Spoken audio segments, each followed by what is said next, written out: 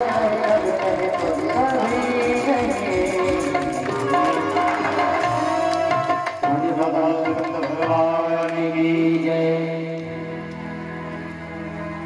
जीवन के उद्देश्य को समझिए। ये जो जीवन काल चल रहा है ना, जितनी भी आयु है, 100 वर्षों, 80 वर्षों, 50 वर्षों, ये मालूम है, ये तो आपकी बोर्ड की पढ़ाई चल रही है। परीक्षा तो अंतिम क्षणों में ही होती है। आपका बचपन हो या आपकी जवानी हो या आपकी मध्यम अवस्था हो, ये तो आपकी पढ़ाई है। परीक्षा तो तब आती है वृद्धावस्था में, जो आपका जीवन कैसा जा रहा है वही परीक्षा है। और रिजल्ट बिल्कुल अंतिम दिन कि आपकी यात्रा कहां को जाती है, आप कहां को प्रस्थान करेंगे, स्वर्ग की तरफ जाएंगे कि नरक की तरफ जाएंगे। अरे स्वर्ग जाने और आने की बात तो दूसरी है, बात तो यह है कि स्वर्ग बनाने की।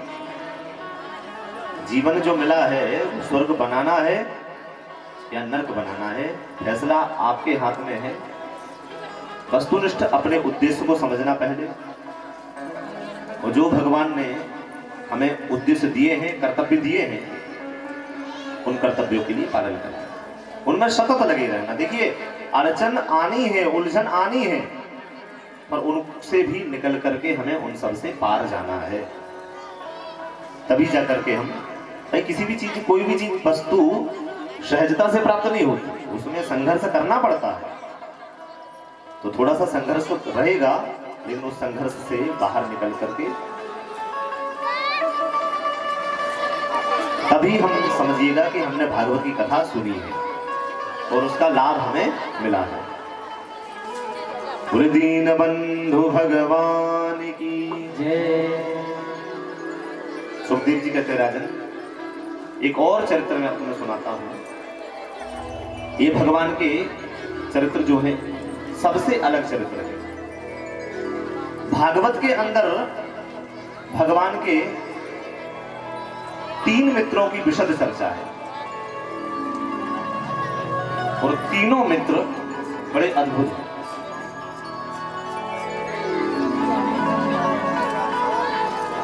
पहले मित्र हैं श्री उद्धव जी, एक ज्ञान योगी है। उद्धव जी में बहुत ज्ञान है, इसलिए इनमें भक्ति डालने के लिए, गोपियों की शरण के लिए भगवान ने भेजा। और दूसरे मित्र है अर्जुन, इनमें भक्ति तो बहुत थी पर ज्ञान नहीं था, तो गीता का ज्ञान देकर के इनमें ज्ञान की पुष्टि की। और तीसरे श्री सुदामा जी, जिन्होंने ज्ञान और वैराग्य और भक्ति तीनों एक साथ है। 3 मित्र की विशद चर्चा है, और इन 3 मित्रों में भगवान ने जो प्रेम सुदामा जी को दिया शायद वो नहीं दिया। कि कृष्णस्यासीत् सखा कश्चित् ब्राह्मणो ब्रह्मवित्तमयी विरक्त इंद्रियार्थेषु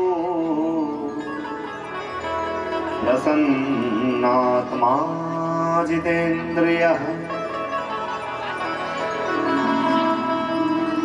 कैसे सुदामा जी? बोले सखा। सबसे पहले कहा गया, बोले सुदामा जी कौन है? बोले भगवान के सखा, कृष्णस्यासीत् सखा। ध्यान दीजिएगा, सावधान रखिएगा मन को, बड़ी विलक्षण बात है। सुदामा जी कौन है? बोले कृष्ण के सखा। किस समाज से है? बोले ब्राह्मणों, ब्राह्मण है। बोले ब्राह्मण है कि सिर्फ ब्राह्मण ही है? बोले नहीं नहीं, ऐसे वैसे ब्राह्मण नहीं है, जाति से भी ब्राह्मण है और कर्म से भी ब्राह्मण है। कई लोग जाति से ब्राह्मण हो जाते हैं पर कर्म से ब्राह्मण नहीं हो पाते। तो इसलिए सुखदेव जी कह रहे हैं, ब्राह्मणो ब्रह्मवित्तम, ब्राह्मण है जाति से भी और कर्म से भी, और ब्रह्म को जानने वाले हैं। तो लोभी तो नहीं है, बोले नहीं, विरक्त है। विरक्त, बोले अगर विरक्त है तो घर का काम कैसे चलता है? तो बोले नहीं, इंद्रियार्थेषु, बोले नहीं, भिक्षा वृत्ति आदि करते हैं लेकिन उतनी ही करते हैं जितनी घर में जरूरत पड़ जाए। प्रसन्नात्मा जितेंद्रिय, तो बोले दुखी भी बहुत रहते होंगे। अरे भाई उतना ही है जितना खाना है, तो कल की चिंता रहती होगी, दुख रहता होगा। बोले नहीं नहीं नहीं, दुख नाम की चीज ही नहीं है। प्रसन्न आत्मा, बिल्कुल प्रसन्न रहते हैं, आनंद में रहते हैं। जितेंद्रिय, बोले भैया प्रसन्न कैसे रह लिए? बोले क्योंकि उन्होंने अपनी इंद्रियों पर विजय प्राप्त कर लिए है, इंद्रियों पे अंकुश लगा दिया है। इंद्रियों को जो वो प्रदान करते वही इंद्रियां लेती। ऐसा नहीं हमारी तरह की, हमारी आंखों को लगा रहे चलो टीवी देखने दो, टीवी देखने चलती है। सुदामा जी की कोई भी इंद्रियां, आंख नाक कान आदि सभी संयमित थी, इसलिए उनको इतने संबोधन श्री सुखदेव जी महाराज ने दिए। विरक्त इंद्रियार्थेषु प्रसन्नात्मा जितेंद्रिय। गरीब होना और दरिद्र होना दोनों में अंतर है। जो दरिद्र होती है वो मन से होती है, वो जो गरीबी होती है वो धन से होती है।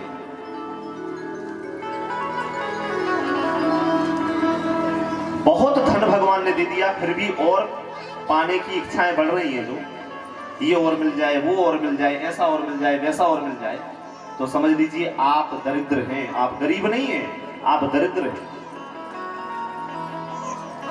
कोबा दरिद्रो यही विशाल तृष्णा, जिसको तृष्णाओं ने सता दिया है, तृष्णाओं ने घेर लिया है, इच्छाएं मर ही नहीं रही हैं, समझ लीजिए दरिद्री है। और सुदामा जी गरीब हैं, दरिद्र नहीं। उनके पास धन नहीं है लेकिन तृष्णा बिल्कुल नहीं है। नहीं तो सुदामा जी जैसे विद्वान, सांदीपनी के कृपा पात्र शिष्य, भगवान श्री कृष्ण के परम सखा, उसके बाद भी कोई नहीं। क्यों? क्योंकि अहम ब्रह्मास्मि, अहम ब्रह्मास्मि, अहम ब्रह्मास्मि, इस सूत्र को धारण करते हैं। उनको सिर्फ इतना मतलब है, अहम ब्रह्मास्मि, शरीर जितना चल जाए उतनी भिक्षा ले लो, ज्यादा जोड़ के मतलब रखने से कोई फायदा नहीं। पतिव्रता पतिं प्राहा म्लायता वदनेन सा, दरिद्रासीद मानासीद वेपमानाभिगम्य च। पत्नी के विषय में थोड़ा सा कहा गया है कि दरिद्रासीद मानस। सुदामा जी को दरिद्र नहीं कहा गया, उनकी पत्नी को दरिद्र कहा गया। क्यों? बोले उनको वो वाला दरिद्र नहीं कहा गया, उनको धन के प्रति दरिद्र कहा गया, क्योंकि सुदामा जी की जो पत्नी है सुशीला, वो बड़ी पतिव्रता है और पति की सतत सेवा करने वाली है, भगवान की भजन करने वाली है। पतिव्रता पतिं प्राह, जो पति कहते थे उसमें संतुष्ट तो रह जाती, लेकिन सुशीला को बच्चों का भी तो पालन करना है। 5-5, 6-6 बालक जो घर में हैं, उनका भी तो सेवा करनी है, उनको भी तो पालना है। उनका कैसे क्या होगा? अब सुदामा जी तो जाते, एक घर से या 2 घर से ले आते, उसमें क्या होता? सुबह का हो बन जाता, शाम को बन जाता, दूसरे दिन के लिए फिर कुछ नहीं बचता। अच्छा, एक थोड़ी सी गूढ़ कथा है इस विषय में, वो आपसे निवेदन करूं। एक बार क्या हुआ कि भगवान श्री कृष्ण और सुदामा बचपन में गुरुकुल में पढ़ रहे थे। तो दोनों गुरुकुल में जब पढ़ रहे थे, सांदीपनी आश्रम उज्जैन, तो पहले के जमाने में विद्यार्थियों का कर्म रहा करता था कि लकड़ी लाना, जंगल में गौएं चराना, कंडे काटना आदि आदि। आजकल तो वो सब क्रियाएं लुप्त हो गई समय को देखते देखते। नहीं, पहले के शिष्य ये सब सेवा करते थे गुरुकुल में जाकर। तो भगवान श्री कृष्ण और सुदामा जी दोनों एक साथ गौएं चराने जाते थे, लकड़ी बीनने जाते थे, कंडे बीनने जाते थे, फूल तोड़ने, बेलपत्री तोड़ने, दूर्वा तोड़ने, वृक्षों में पानी देने, बाग को सजाने, ये सब सेवा करने का कार्य दोनों मित्र एक साथ रह के करा करते थे। अब गुरुकुल के पास में एक गांव था, उसमें एक घटना हुई। उस गांव में ये हुआ कि एक नर्मदा परिक्रमा करके आई हुई एक बुढ़िया एक झोपड़ी बना के रहती थी। और वो नर्मदा परिक्रमा इसलिए कर रही थी कि उसके पति की तबीयत बहुत खराब रहती थी। उसके पति के स्वास्थ्य वर्धन के लिए वह नर्मदा परिक्रमा करती थी। अब अर्ध परिक्रमा हुई थी और अपने पति की सेवा रास्ते में झोपड़ी में रोक करके करने लगी। दूसरे दिन प्रातः निकलना था तो शाम को जल्दी भिक्षा मांगने के लिए वह गई। अब भिक्षा मांगने के लिए जब वह गई तो भिक्षा में किसी ने उसको दे दिए चने।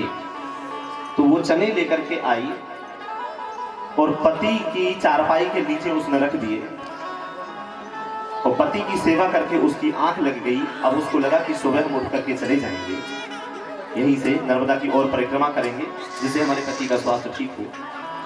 संयोग से कोई चोर उस रात में आ गया और उस झोपड़ी में गया। चारपाई के नीचे पोटली दिखी तो उसको लगा कि इसमें कोई सोना चांदी आदि होगा, वो उठा के ले आया। घर में आकर के जैसे ही खुला तो उसमें तो सिर्फ चने निकले। तो उन चनों को वहीं घर में छोड़ करके गुस्सा में चला गया। इधर जब सुबह बुढ़िया उठी, उसने देखा कि पोटली नहीं है तो बहुत ढूंढा तो समझ गई कि कोई चोर आया और ले गया। तो उस नर्मदा परिक्रमा बासी बुढ़िया ने अपने तपो से और पतिव्रता के प्रभाव से श्राप दे दिया कि मैं ये चने अपने लिए नहीं लाई थी, मेरे पति बीमार हैं, उनको मुझे नियत समय पर दवा देनी होती है और दवा देने से पूर्व कुछ खिलाना पड़ता है और आज मुझे मेरे पति को देने के लिए कुछ नहीं है जिससे मैं उनको दवा खिला सकूं। मैं श्राप देता हूं, जिसने भी मेरे चने चुराए हैं वो सुखी नहीं रहेगा और जो भी उन चनों को खाएगा वो महान दारिद्र का भागी बन जाएगा। उस लक्ष्मी उसके घर में कभी नहीं है। ये महाभयानक उसके मुंह से श्राप निकल गया। अब इतना भीषण श्राप उसके मुंह से आज निकला। इधर वह चोर पोटली फेंक के चला गया। संयोग से सांदीपनी गुरुकुल के कुछ छात्र, कुछ विद्यार्थी भिक्षा लेने के लिए पहुंचे और उस चोर के घर पर पहुंच गए। तो चोर तो चला गया था पोटली छोड़ करके, तो चोर के घर वालों ने भिक्षा में वही पोटली की पोटली पकड़ाई दी, वही चने के चने। अब वो चने आ गए सांदीपनी गुरुकुल में। और आज जब कृष्ण और बलराम, कृष्ण और सुदामा दोनों गौचारण के लिए जाने लगे तो वही के वही चनों की पोटली सुदामा जी के हाथ में दे दी कि लो, जहां भी भूख लगे दोनों खा लेना। कन्हैया ने देखे चने हैं, सुदामा जी ने उनको अपने हाथ में लेके रख लिया। पर धन्य है सुदामा जी महाराज, और धन्य है उनकी विद्या। उन्होंने जैसे ही चने की पोटली को खोला और खोल करके जो चनों को देखा तो एक दृष्टि में समझ गए ये चने साबित हैं, इनसे तो एक एक दानों में श्राप की बू आ रही है, इनको खाते ही महान दारिद्र्य का दोष लग जाएगा। क्या करूं, फेंक दूं? फेंक तो सकते ही नहीं है, गुरु माता ने दिए हैं, प्रसाद है। इधर कन्हैया बोले सुदामा लाओ चने खाते हैं। सुदामा ने नहीं, अभी पहले अपन लकड़ी वगैरह सब बीन ले और उसके बाद में फिर खाएंगे, क्योंकि सुदामा जी जानते थे कि अगर मेरे मित्र ने एक दाना भी यह चने का खा लिया तो उस नर्मदा परिक्रमा वासिनी का श्राप मेरे मित्र को भी लग जाएगा और मैं अपने मित्र को कभी दुखी होने नहीं दूंगा। इधर कृष्ण भगवान जैसे ही लकड़ी बीनने गए, गुरु प्रसाद समझ के फेंक भी नहीं पाए, एक एक करके महाराज जबरदस्ती पूरे चने खुद खा गए, पूरा श्राप खुद ही अंगीकार कर लिया, लेकिन मित्र को एक भी चने का दाना नहीं दिया कि उनको श्राप लग जाएगा। और श्राप तो महाराज श्राप होता है, चने खाए वो तुरंत श्राप लग गया। और जैसे श्राप लगा कि आज तक उनके घर में इतना अन्न कभी नहीं आया किसी के घर से कि एक दिन के हिस्से के सिवा दूसरा दिन भी चल जाए। 5 बालक महाराज उनके, 3 रोटी बन जाती, आधी आधी करके खा लेते। उतने में ही कोई अतिथि आ जाता तो कहते हैं उस दिन सुदामा जी खुद भूखे रह जाते, पानी पी करके राम राम कह के सो जाते। अद्भुत दयनीय स्थिति। सुशीला की स्थिति महाराज 2 साड़ी से तीसरी साड़ी घर में नहीं। अरे अंदर आग आभूषण की बात क्या, मंगलसूत्र के नाम पर सिर्फ एक काला धागा था, कोई गुड़िया भी नहीं थी। उसके बाद भी सुशीला ने कभी अपने पति से परिबाध्य नहीं किया कि महाराज मुझे ये चाहिए, मुझे ये ला दो या ये करो, और कभी कुछ भी नहीं कहा। अगर उन्होंने भजन करने बैठ गए तो भजन में सहायता की, पूजन करने बैठ गए तो पूजन में सहायता की, भोजन करने बैठ गए तो भोजन में सहायता की, और रात्रि में जब सोने लगे तो चरण भी दबाए। लेकिन आज तक सुशीला ने कभी ये नहीं कहा कि महाराज कुछ ज्यादा कमा करके ले आइए। जो सुदामा जी कहते उसी में से। पर स्थिति तो तब बदलती है जब बच्चे जिद करने लग जाते हैं। घर में 1 रुपया ना हो और बच्चे जिद करने लग जाए ना, तो हमारी माताएं प्रारब्ध को भी कोस देती है। भगवान अगर बच्चा देना ही था तो कम से कम इसके लिए दाना भी तो हमारे घर में दे देता। अगर बच्चा आ गया है आज, उसको देने के लिए 1 रुपए भी हमारे हाथ में नहीं है। रो पड़ी सुशीला कि हे प्रभु, अगर इतना दरिद्री हमको बनाना था तो ये 5-5 संतानें दी ही क्यों, कि जिनका हम पालन ही नहीं कर सकते। और मैं अपने पति प्राणेश्वर से कैसे कहूं कि आप लेकर के आइए। मैं आपसे ही कह सकती हूं कोई रास्ता आप ही दिखाओ। सबसे छोटा बच्चा घूमते घूमते घूमते घूमते एक दिन खेलते खेलते अपने मित्र के घर पर पहुंच गया। बच्चे हैं, खेलते खेलते पहुंच गए। जैसे ही वहां पहुंचा तो कहते हैं वहां उसका दोस्त दूध पी रहा था। आज उस बालक ने, 7 साल के बालक ने पहली बार दूध पिया, गाय का दूध। जैसे ही पिया, आह, मानो अमृत पी लिया हो। उसको बड़ा स्वादिष्ट लगा, पर दूध बहुत कम था। उसे और पीने की इच्छा हुई तो दूसरे के घर से तो दूध नहीं मांग सकता था। दौड़ा दौड़ा घर पे आया, मैया सुशीला से बोलता, मैया मुझको दूध पीनो है। सुशीला की आंखों से आंसू आने लगे कि इसको दूध में कहां से लाके दूं, मुझे दूध देगा कौन जो मैं से दूध पिला दूं। घर में गाय तो है नहीं कि जो दूध निकालूं और गर्म करके दे दूं। मैं दूध दूं कैसे। कहते हैं थोड़ा सा आटा घर में रखा हुआ था। सुशीला ने पीतल का बर्तन चढ़ाया, उस पे 1 गिलास पानी चढ़ाया, वो थोड़ा सा आटा डाल दिया, और आटा जब आटा घुल गया तो वह श्वेत कलर का हो गया, सफेद कलर का हो गया। छान करके गिलास में दे दिया। मिट्टी के गिलास में जैसे ही वह दूध दिया, बच्चे ने आज एक घूंट जैसे ही पिया तो तुरंत पूरा फेंक दिया। हट मैया झूठी, ये दूध नहीं है। सुशीला तुरंत रोने लगी, प्रभु अब तो बालक भी समझने लग गए कि गरीबी क्या होती है। कब तक इस दुखियारन की परीक्षा लोगे। और भगवान तुरंत सुशीला की बात सुन ली, एक संत का वेश बनाया, क्योंकि भगवान जानते थे कि सुदामा जी हमारे पास आने वाले नहीं। और सुदामा जी आने वाले हैं नहीं, मुझे बुलाना भी जरूर है। तो आज भगवान खुद एक संत का वेश बनाया और उस वेश को बना करके सीधे पहुंच गए सुदामा जी के दरवाजे के सामने। सुदामा जी स्नान के लिए गए हुए थे। एक संत की बाहर से ही आवाज आई, भिक्षाम देहि माते भिक्षाम देहि। सुशीला दौड़ी दौड़ी आई। आज से पहले सुदामा जी के घर पर किसी ने यह आवाज नहीं लगाई थी, कम से कम दर्शन तो कर लो कौन संत है। जाके चरणों में लेट गई, महाराज प्रणाम दंडवत। देवी मैं भिक्षा लेने आया हूं, साधु हूं, कुछ भिक्षा दे दो। बोली महाराज क्षमा करना। रोती रोती सुशीला बोली, पर अपने पति की लाज भी बचानी है महाराज। मेरा मन बहुत है देने का, लेकिन मैं बिल्कुल नहीं दे सकती। क्यों? घर में कुछ है नहीं? नहीं महाराज, आपकी दया से सब कुछ है, लेकिन मैं इसलिए नहीं दे सकती क्योंकि मेरे घर में सूतक लग गया है। और आप तो जानते हैं कि सूतक जब लग जाए तो लेना देना सब बंद हो जाता है। दान हम कर नहीं सकते, दान हम ले भी नहीं सकते, प्रणाम हम कर नहीं सकते, प्रणाम हम करवा भी नहीं सकते। अच्छा देवी सूतक किस बात का है? बोले महाराज हमारे घर में जन्म सूतक है, वृद्धि सूतक है। ओहो, बेटा का जन्म हुआ कि बेटी का? महाराज बेटी का जन्म हुआ। क्या नाम है देवी? बोले महाराज मेरी बेटी का नाम है दरिद्रा, गरीबी। जिस दिन से उसने जन्म लिया है लेना देना सब बंद हो गया महाराज। ना तो मैं कभी किसी से कुछ ले सकती हूँ, क्योंकि लेने जाऊं तो कोई देता नहीं है, वो देने लायक मैं हूं ही नहीं। इसलिए महाराज कृपा करें, अपराध को क्षमा करते हुए आप निकल जाएं, लेकिन मैं दे नहीं सकती। संत हंसते हुए बोले देवी लेकिन एक बात बताओ, क्या यह सुदामा जी का घर है? सुशीला हंसते बोली बिल्कुल महाराज, सही पहचाना, यह सुदामा जी का ही घर है और मैं उनकी ही दासी हूं। तो बोले देवी सुदामा जी के मित्र तो द्वारिकाधीश श्री कृष्णचंद्र जी महाराज हैं। महाराज क्या बात कर रहे हैं? द्वारिकाधीश मेरे पति के मित्र? बोले हाँ। उन्होंने आज तक मुझे तो कभी नहीं बताया।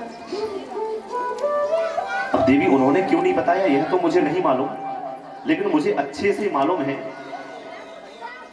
कि उनके जो मित्र हैं वो द्वारिकाधीश हैं। वो एक बार अगर उनकी शरण में वह चले गए तो जिंदगी भर की दरिद्री खत्म हो जाएगी। इसलिए देवी मेरी बात मानो, द्वारिकाधीश के पास में जरूर पहुंचा दो।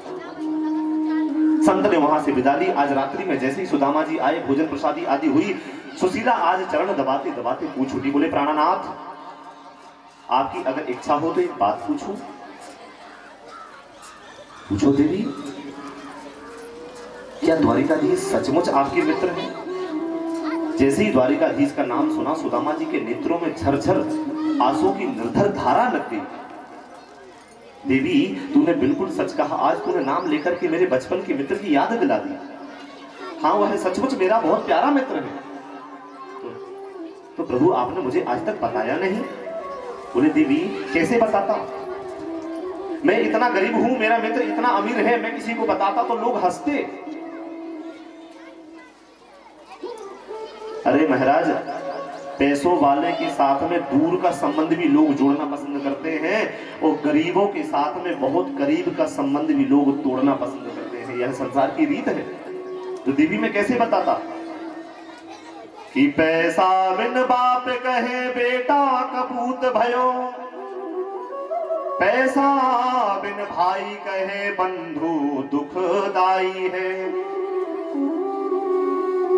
कोई बेटा अगर पैसा ना कमाए ना तो उसका बाप भी बोलने लग जाता है कि बड़ा कुपुत्र बेटा हुआ है, कमाता ही नहीं है, कोई काम का नहीं है। और पैसा बिन भाई कहे बंधु दुखदाई है, सगा भाई भी कहने लग जाता है कुछ कमा, बैठा बैठा कब तक खाएगा। और पैसा बिन नारी कहे निखट्टू से पालो पड़ियो, अर्धांगिनी धर्मपत्नी जिसने सुख दुख में साथ रहने के 7 फेरों में जो 7 वचन लिए, वह भी ससुराल में फोन लगाएंगी तो एक ही कहेंगे कहां निखट्टू के साथ हमारा ब्याह करते, 1 रुपए नहीं कमाता है। पैसा बिन नारी कहे निखट्टू से पालो पड़ियो, पैसा बिन सास कहे कहां को जमाई है। सास भी कहने लगी न जाने कहां से ऐसा जमाई मिल गया, हमारी बेटी की तो किस्मत ही फूट दी। फूलों में रहा करती थी, अब तो जाके वहां बहुत बुरी हालत है, ये काम कर रही है, वो कर रही है, फलाना हो रहा है, ढिकाना हो रहा है। कि पैसा बिन यार वार, पैसा बिन भगनी पास। जितने भी यार इष्ट मित्र होते हैं ना, ये पैसे होते ही अपने आप बढ़ने लग जाते हैं, और ये नहीं है तो अपने आप दूर होने लग जाएंगे। और पैसा बिन देव नहीं करते सहाय है।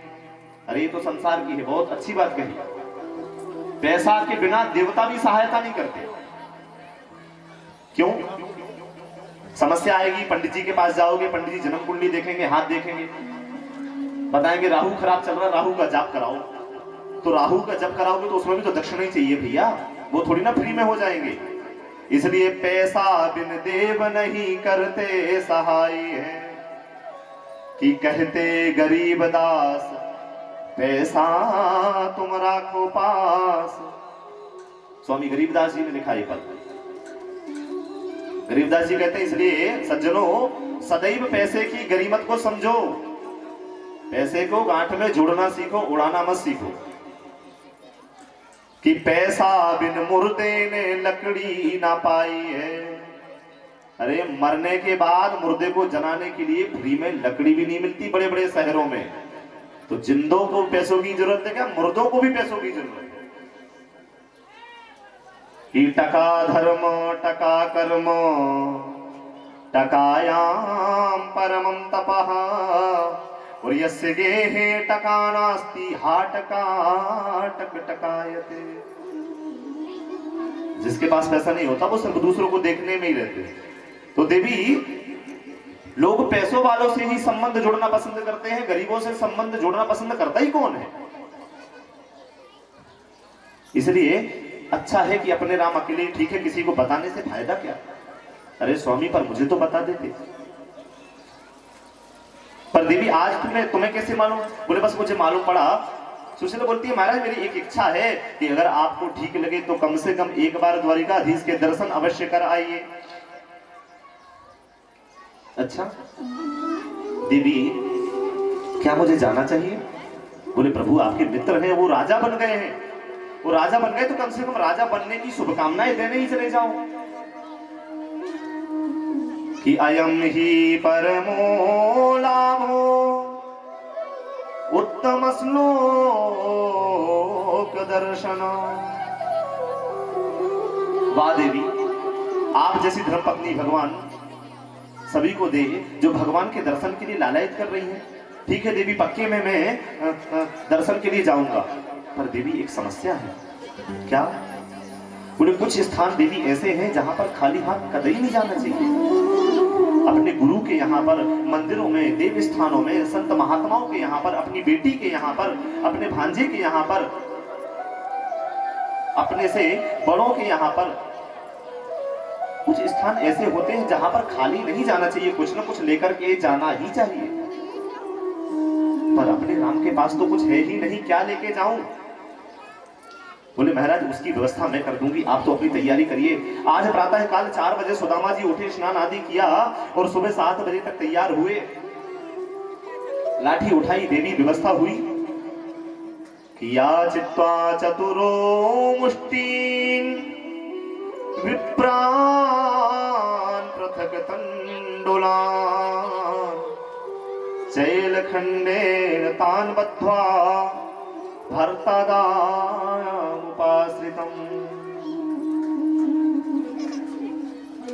4 घरों से 4 मुट्ठी चावल सुदामा जी की पत्नी लेकर के आई।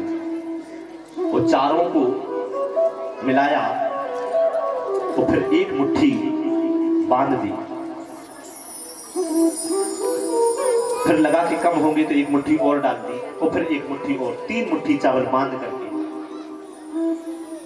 दीदी पोटली सुदामा जी ने काक में दबाई और चल दी। 4 घरों से मानो सिर्फ इसलिए भी उन्होंने ली हो क्योंकि सुदामा जी से भगवान पूछते कि भैया घर में सब आनंद है, तो सुदामा जी कहते भैया बिल्कुल परमानंद है, काऊ बात की कोई कमी नहीं। तो दिक्कत हो जाती। इसलिए 4 घरों से 4 मुट्ठी चावल लाए कि भगवान चावल लेंगे, वो चावल देख करके वो 4 घरों के हैं तो तुरंत समझ जाएंगे।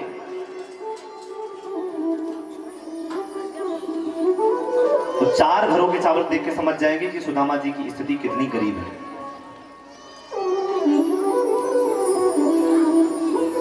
सुशीला बोली प्रभु आप जाते जाते मेरा एक संदेश लेते जाइए जो द्वारिकाधीश को सुना दीजिएगा। क्या संदेश है देवी? बोले एक ही संदेश है कि 1 मास 2 पाख में 2 एकादशी हो और मेरे घर गोपाल जू नित्य एकादशी हो। हे स्वामी, हे द्वारिकाधीश, आपके भक्त 1 महीने में 2 एकादशी के व्रत करते हैं, महीने में सिर्फ 2 बार व्रत करते हैं। पर प्रभु मेरे घर में तो प्रतिदिन एकादशी ही है, हर दिन तो उपास हो रहा है आपका। क्या कभी जीवन में मैं द्वादशी देखूंगी कि हमेशा ऐसे ही जीवन व्यतीत होगा? सुदामा जी बोले, देवी अवसर पाकर के अवश्य बोल दूंगा। चल दिए सुदामा जी। जर्जर स्थिति है, सुदामा जी थकते हुए चले जा रहे थे। भगवान ने कृपा की और भगवान खुद वेश बदल करके गाड़ी बेल लेकर के खुद आ गए। महाराज जी दंडवत। अरे भैया दंडवत, राम राम सीताराम। कहाँ महाराज जी, कहाँ जाना है? बोले भैया हमको द्वारिका जाना है। चलो हम भी द्वारिका चल रहे हैं, पर भैया अपने राम के पास कोई पैसा वगैरह नहीं है और पैसा वगैरह नहीं है तो कैसे काम चलेगा? बोले पैसा वगैरह की चिंता मत करो, पैसा अपने अब राम को नहीं चाहिए, तुम तो भजन गाते जाना, हम भजन सुनते जाएंगे और हम आपको द्वारिका छोड़ देंगे। ठीक है। सुदामा जी बैठ गए। सुदामा जी भजन गाने लगे। राधा रमण मेरो, राधा रमण, राधा रमण,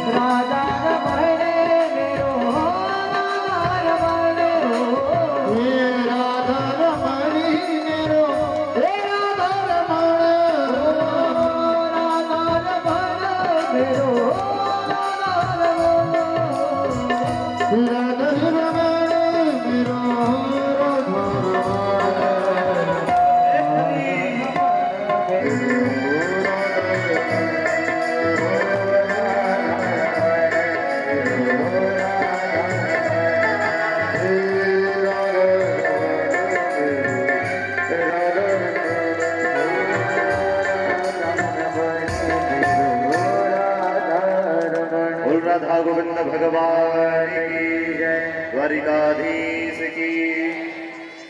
इधर जैसे ही सुदामा जी ने भजन गाना प्रारंभ किया, तैसे ही भगवान तुरंत योगमाया का आश्रय लिया और सीधे रथ को गायब किया और सीधे द्वारिका में उतार दिया। द्वारिका में जैसे ही रथ रुका, सुदामा जी की तो नींद लगी थी। बाबा उठो, द्वारिका आ गई। सुदामा जी चले दिए, लाठी के सहारे धीरे धीरे चलते जा रहे हैं। कहते हैं जैसे ही आज भगनों को देखा, सुदामा जी चक्कर में पड़ गए कि भैया हम कहाँ आ गए। पूछा भैया या कन्हैया को घर कहाँ है? यहाँ कृष्ण का घर। बोले महाराज जिनकी आप नाम पूछ रहे हैं, आजकल वो यहाँ के राजा हैं, चक्रवर्ती सम्राट हैं, ऐसे उनका नाम नहीं लिया जाता। उनका विधिवत सम्मान से, भगवान का हृदय अति करुणा सागर है, इसलिए न जाने कौन कौन से उनके मित्र हो जाएं, कोई भरोसा नहीं कर सकते, इसलिए जरूर उनके मित्र ही होंगे। जैसे ही दरवाजे के सामने पहुंचे सुदामा जी, द्वारपाल खड़े हुए थे। द्वारपाल जैसे ही अंदर जाने लगे, द्वारपाल ने रोक दिया। बोले महाराज आप नहीं जा सकते, आपका परिचय दीजिए, हम आज्ञा लेकर के आएंगे तब आप अंदर जाएंगे। सुदामा जी ने अपना परिचय दिया। बोले मेरा नाम सुदामा है और मैं उनके बचपन का सखा हूँ, उनसे मिलने की इच्छा रखता हूँ, उनसे मिलने आया हूँ, उनके दर्शन करने आया हूँ। एक द्वारपाल खड़ा है, दूसरा द्वारपाल भगवान के पास में जाके प्रणय निवेदन करता है। नरोत्तम दास जी महाराज चित्रण करते हैं, किसी से पगा न झगा तन पे, प्रभु जाने को आही बसे के ही ग्रामा, धोती फटी सी लटी दुपटी, अरुपाय उपान की नहीं सामा सुदामा। हे प्रभु बहुत से दर्शन करने के लिए आपके आए, पर आज जो आया वो है बड़ा विचित्र है।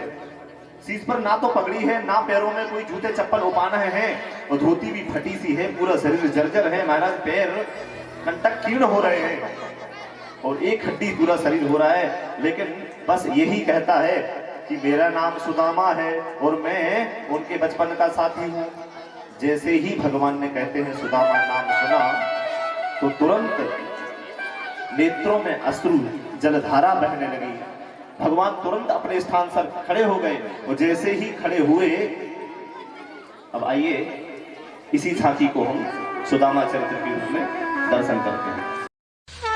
अपने बचपन के सखा कृष्ण से मिलने के लिए द्वारिका धाम में देखो सुदामा आया है।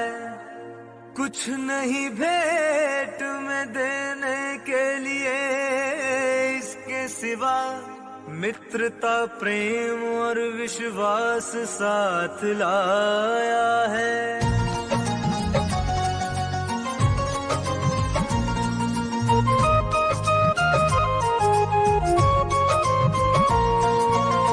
द्वारिकापति को ये जाकर बता दो कि दर पे तुम्हारे सुदामा खड़ा है। बड़ी दूर से है तुम्हें मिलने आया, विवश है दुखी है निर्धन बड़ा है।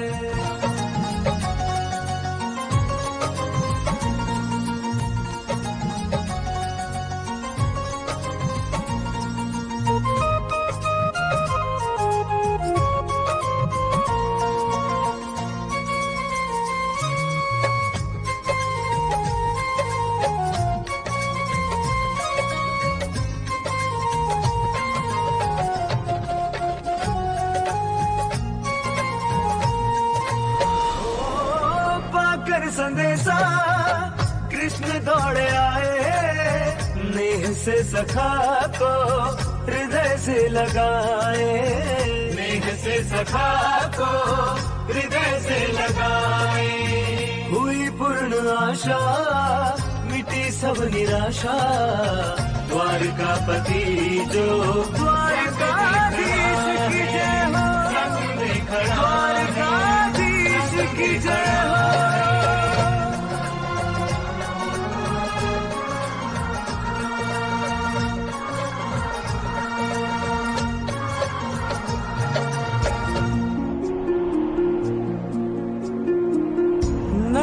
से प्रभु के बहे अश्रुधारा, रोए सुदामा भी देखे जो कान्हा। कृष्ण सुदामा की मित्रता ऐसी, जग में न ऐसी दूजी है कोई।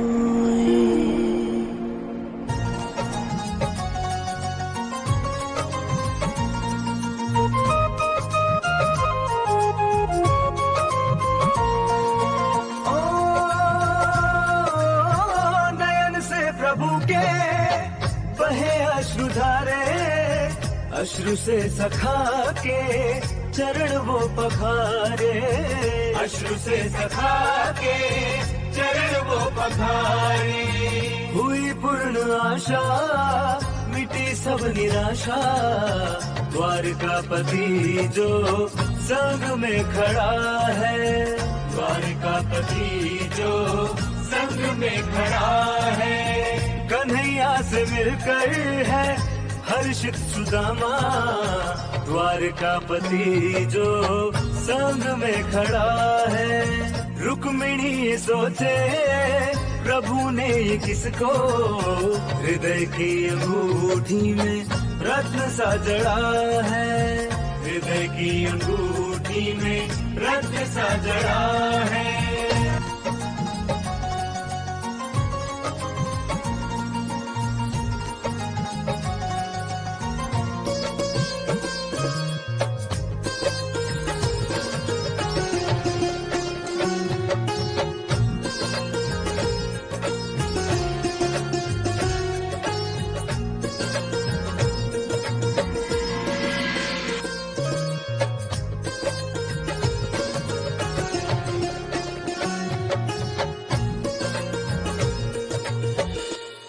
राधा से कह दो चले आए जल्दी, सखा तुमसे मिलने देर से खड़ा है।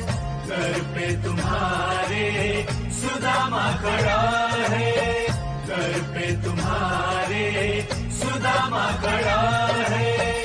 हृदय की अंगूठी में रक्त सा जड़ा है।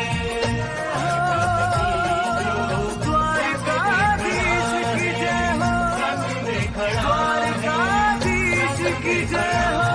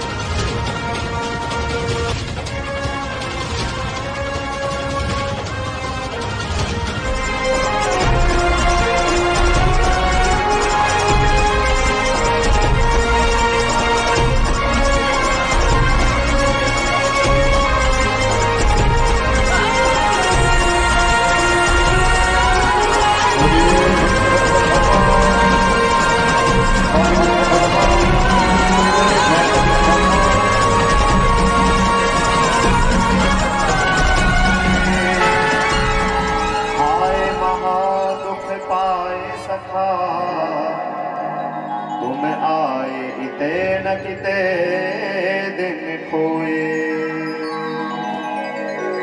देख सुदामा की दीन दशाए पग धोए।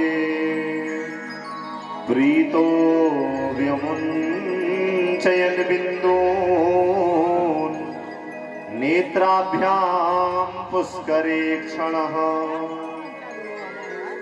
सुदामा जी की दशा देख करके भगवान ने अपने खाने के लिए उद्यत हुए तो रुक्मणी जी ने रोक लिया। बोले प्रभु संत का प्रसाद है, सबको मिल बांट के खाना चाहिए। और रुक्मणी जी ने सबको वह प्रसाद बांट दिया। पर पहली मुट्ठी जो खाई थी उसी मुट्ठी में भगवान ने आशीर्वाद दे दिया था। सुदामा जी के भाग्य में ब्रह्मा जी ने लिख दिया था श्री क्षयः, कि इसके भाग्य में लक्ष्मी नहीं रहेगी श्राप के कारण। लेकिन आज भगवान ने जैसे ही वह चावल मैं खाता हूँ और तुझे यक्षश्री करता हूँ। यक्ष मतलब कुबेर और श्री मतलब संपदा। तुझे मैं कुबेर के समान संपदा आज एक मुट्ठी चावल के बदले समर्पण करता हूँ। बोल भक्तवत्सल भगवान की जय। सुदामा जी वहां से विदा लिए। जैसे ही आज आए तो जो सुदामापुरी जहां झोपड़ी बनी थी आज वहां पर सुदामापुरी बनी है। देखिए बड़े बड़े महल खड़े हैं महाराज, बहुत हाथी घोड़े रथ सब देखे। पूछे भैया यहाँ एक छोटी सी झोपड़ी थी कहाँ गई? बोले महाराज वो तो कपा तो कहाँ गई, ये तो सुदामा जी का महल है। बोले सुदामा तो हमारा ही नाम है। बोले वो तो द्वारिका गए हैं। बोले भैया द्वारिका तो मैं ही गया था। इतने में सुशीला दौड़ी दौड़ी आई, सोने की थाली में आरती सजाई, सुदामा जी की आरती की और अंदर लेकर के गई। द्वादशी ही रहेगी और उसकी कृपा से आज यह महल हो गए कि सुदामा मंदिर देख डरे। सुदामा जी तुरंत मंदिर को देख करके महाराज डर गए। यहाँ तो थी मेरी टूटी झुपड़िया, कंचन महल खड़े। अरे महाराज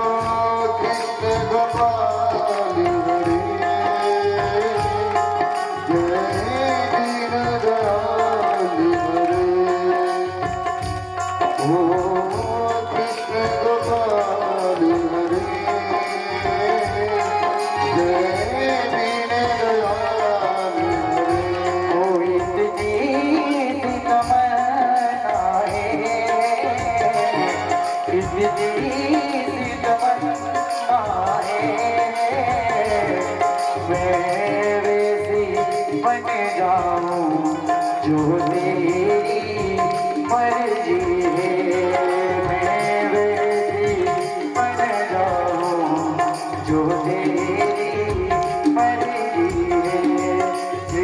कृष्ण गोपाल हरे श्री राधा माधव हरे।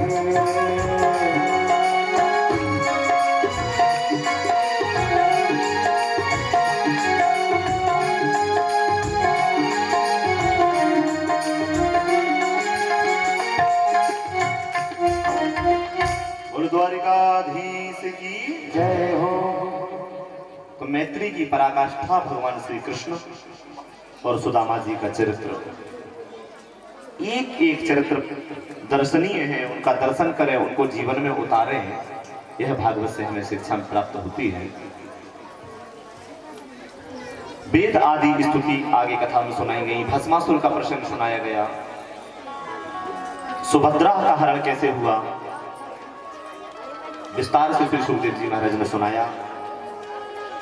शिशुपाल दंतवक्र आदि का वध विस्तार से सुनाया।